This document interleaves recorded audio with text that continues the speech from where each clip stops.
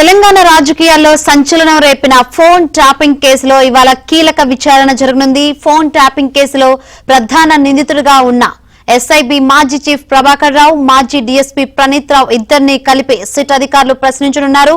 ఈ కేసులో ఇప్పటికే 2 సార్లు ప్రభాకర్ రావును సిట్ అధికారులు ప్రశ్నించారు.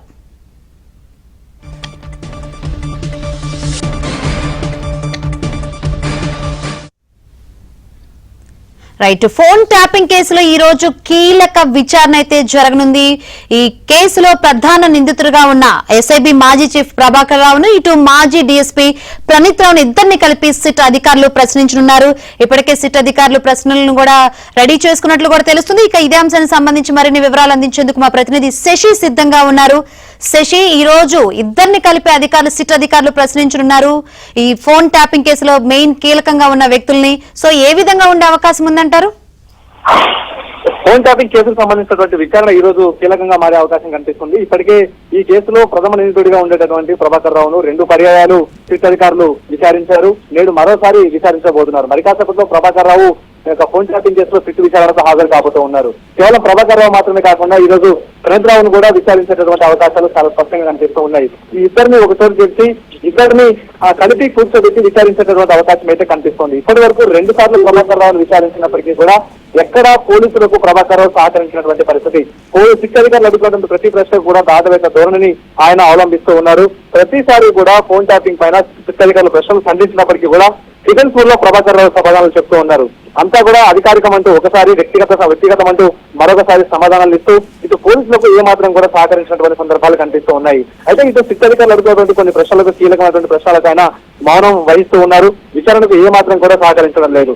చాలా ప్రశ్నలకు కూడా తనకు తెలియదనేటటువంటి సమాధానాలే ప్రభాకర్ రావు చెప్తూ వస్తున్నారు తప్ప ఎక్కడ కూడా సిట్ అధికారులు ఇచ్చినటువంటి సమాచారం కావచ్చు, ఇప్పటికే నిందితుల నుంచి సేకరించినటువంటి స్టేట్మెంట్ అందుకున్నటువంటి అంశాలను ఎక్కడా కూడా ప్రభాకర్ రావు ధృవీకరించడం లేదు.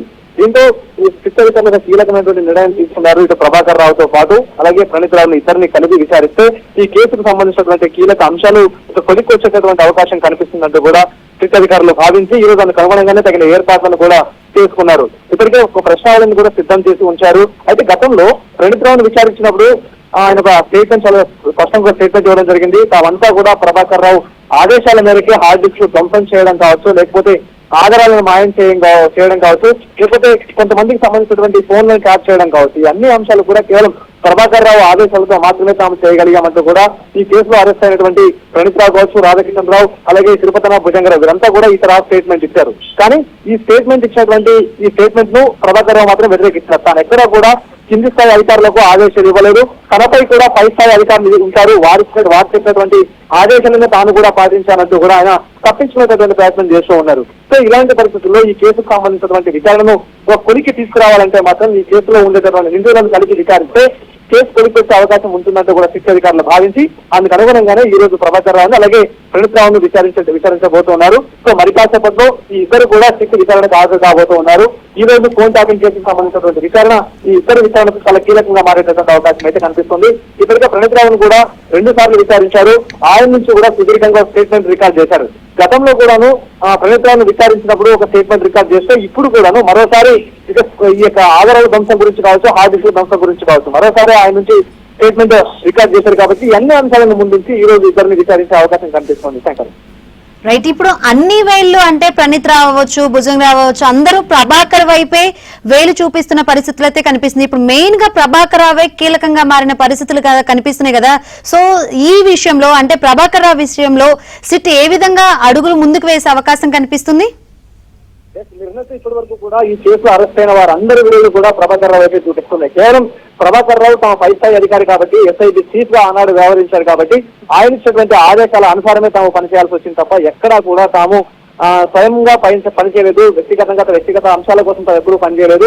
పై స్థాయి అధికారి ఇచ్చినటువంటి ఆదేశాలకు అనుగుణంగా తామంతా పనిచేశామంటూ కూడా ఈ కేసులో అరెస్ట్ అయినటువంటి నిందితులంతా కూడా చెప్పారు. ప్రధానంగా రాజకీయ నాయకుల ఫోన్లు కావచ్చు, జర్నలిస్టుల ఫోన్లు కావచ్చు, అలాగే హైకోర్టు జడ్జీలకు సంబంధించినటువంటి ఫోన్లు కావచ్చు, ఇవన్నీ కూడా ప్రభాకర్ రావు సూచన ఆదేశాల మేరకు తాము చేశాం, ఇందులో తమ పాత్ర ఏమీ లేదంటూ కూడా అధికారులందరూ కూడా ఇప్పటికే ప్రభాకర్ రావు అయితే చూపిస్తూ ఉన్నారు. సో ప్రభాకర్ రావు మాత్రం ఎక్కడా కూడా తాను ఈ ఆదేశాలు ఇవ్వలేదు. ఒకవేళ ఆదేశాలు ఇచ్చుంటే అందుకు సంబంధించినటువంటి ఆధారాలు చూపించాలి, లేకపోతే ఉత్తర్వులు చూపించాలంటూ కూడా పోలీసులనే సిట్ అధికారులు తిరిగి ప్రశ్నిస్తున్నటువంటి సందర్భాలు కనిపిస్తూ ఉన్నాయి. సో ఇలాంటి పరిస్థితుల్లో ఇప్పటి వరకు ఈ నిధులు ఇచ్చినటువంటి స్టేట్మెంట్ కన్ఫర్మ్ చేసుకోవాలంటే మాత్రం అందులో కొన్ని అంశాలను ప్రభాకర్ రావు ధృవీకరించాల్సిన అవసరం ఉంటుంది. కానీ ఎక్కడ ధృవీకరించడం లేదు కాబట్టి ఇప్పుడు అందరినీ కలిపి పూర్తి విచారణ చేపడితే మాత్రం కీలక అంశాలు వెలుగులోకి వచ్చే అవకాశం ఉంటుంది.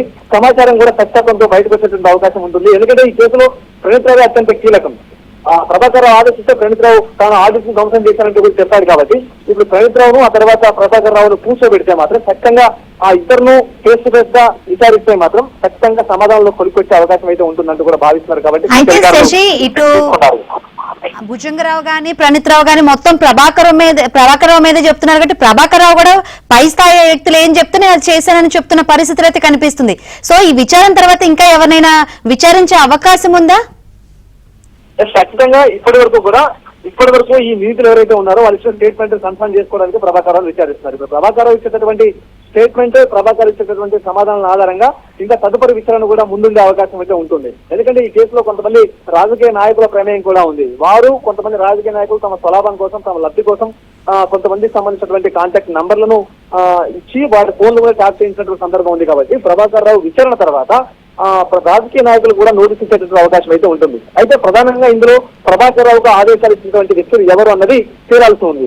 ఆ అంశం తేలికే కనుక వారిని కూడా నోటీస్ ఇచ్చి విచారణ తెలిసే అవకాశం అయితే ఉంటుంది. ప్రధానంగా ఇప్పటి వరకు ప్రభాకర్ రావు ఒకే విషయం చాలా స్పష్టంగా చెప్తూ ఉన్నారు. తనకు అప్పటి బీఆర్ఎస్ ప్రభుత్వంలోని ఎవ్వరూ కూడా తనకు ఆదేశాలు ఇవ్వలేదు. తనకు పై స్థాయి అధికారులు ఉన్నారు, వారిచ్చినటువంటి ఆదేశాల మేరకే తాను పనిచేశానంటూ కూడా ప్రభాకర్ రావు చెప్పేటువంటి ప్రయత్నం చేస్తూ ఉన్నారు. కానీ గతంలో బీఆర్ఎస్ లో ఉండేటటువంటి కీలకమైనటువంటి మంత్రులు ఇచ్చినటువంటి ఆదేశాల మేరకే ప్రభాకర్ రావు పనిచేసినట్టుగా తెలుస్తోంది.